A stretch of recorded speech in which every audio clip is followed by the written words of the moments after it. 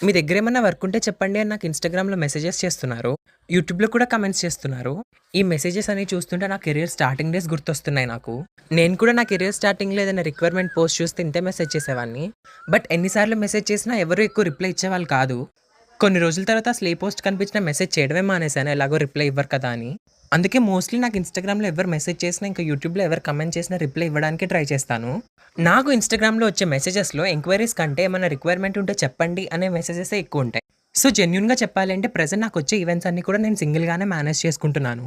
And నాకొచ్చే events అన్నీ కూడా సింగిల్‌గానే manage చేసుకునేలాగే వస్తున్నాయి.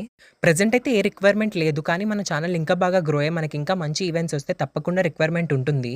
రిక్వైర్మెంట్ ఉంటే నేను తప్పకుండా ఇన్‌స్టాగ్రామ్‌లో పోస్ట్ చేస్తాను. అలాగే యూట్యూబ్‌లో కూడా అప్డేట్ చేస్తాను. ఒక ఛాన్స్ వాల్యూ నాకు చాలా బాగా తెలుసు. ఎందుకంటే నా స్టార్టింగ్ డేస్‌లో ఆ ఒక్క ఛాన్స్ కోసం నేను ఎంతో ఎదురు చూసాను. అందుకే నాకొచ్చే మెసేజెస్ అన్నిటికి చాలా రిలేట్ అవుతాను నేను.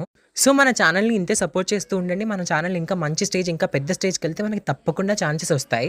నేను అనుకునేది ఒక్కటే, నేను చాలా స్ట్రగుల్ అయ్యాను బిగినింగ్ డేస్‌లో. సో, నాలాగా ఎవరైనా బిగినర్స్ స్ట్రగుల్ అవుతుంటే వాళ్ళకి తప్పకుండా ఏదో ఒక ఛాన్స్ ఇవ్వాలనే అనుకుంటాను. సో, ఆ స్టేజ్‌కి మన ఛానెల్ వెళ్ళేలాగా సపోర్ట్ చేయండి. ఓన్లీ మీ సపోర్ట్ వల్లే అది పాసిబుల్ అవుతుంది. మరి ఈ వీడియో పైన మీ ఒపీనియన్ ఏంటో కామెంట్ సెక్షన్‌లో కామెంట్ చేయండి. Thank you so much.